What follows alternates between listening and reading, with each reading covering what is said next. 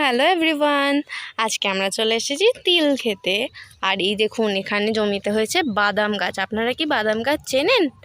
তাহলে আমাকে অবশ্যই জানাবেন। এখানে আজকে আমার বাবু ছোটা ভীম সেজেছে।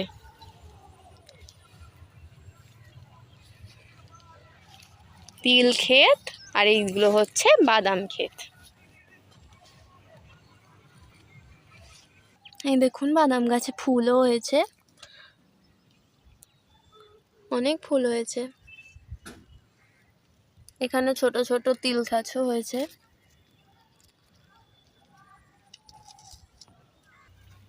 এখানে দেখুন, তিল গাছে ফুল এসে গিয়েছে, আর কিছুদিন পর শুকিয়ে গেলেই এগুলো ছেড়ে নেওয়া হবে।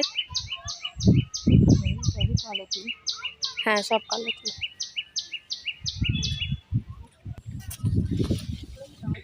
বাবু একটু ব্যালেন্স করে একটু হাঁটার প্র্যাকটিস করছে, আর ডান্সও করে দিচ্ছে একটু।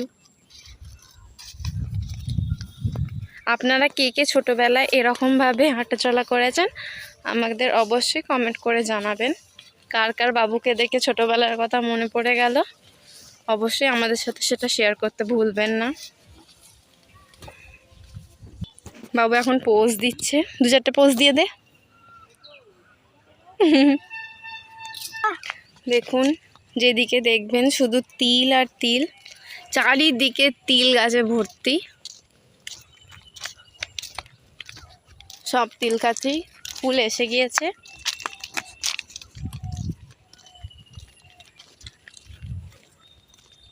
আমরা এখন মাঝখানে রাস্তা দিয়ে হেঁটে চলেছি। হ্যালো,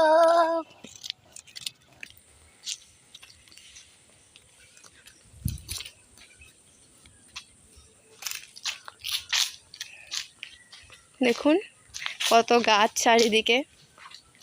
এই রকম গাছের মধ্যে দিয়ে হাঁটাচলা করতে কত ভালো লাগে, একদম শান্ত একটা পরিবেশ। আমার ছেলেকে দেখবেন, ওই দেখুন, দেখতে পেয়েছেন? সে আগেই তাড়াতাড়ি করে ছুটে ছুটে চলে এসেছে। এখান থেকে সূর্যগুলোকে দেখুন একবার, কতটা সুন্দর লাগে। এখানে উঠে ভালো দেখা যাবে। হ্যালো, এখানটায় ঠাকুর আছে। কেন ওখানটায় যাচ্ছি? যাইনি।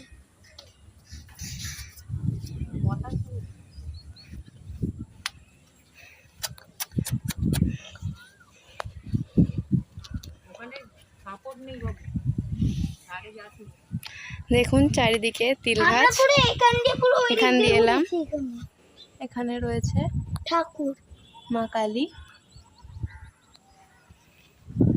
সবাই শোনো, জয় মা কালী।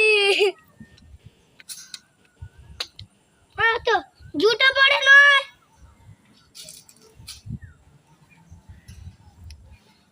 হাই করো।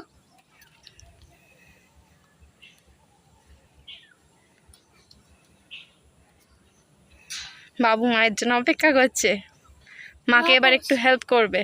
এ বাবা, হেল্প করলো না। বাবু বাবু তুমি চলে যাও, আমি করে নেবো। এই তো মাকে হেল্প করছে। পাটা ঢুকে গেলেই গেল। এগুলো এরকম ধারা দিয়েছে। এই ঘটিতে কে আছে? কিছুই নেই ঘটিতে। ঘটিতে টাকা, কিছু নেই ঘটিতে। ঘটিতে কিছু নেই।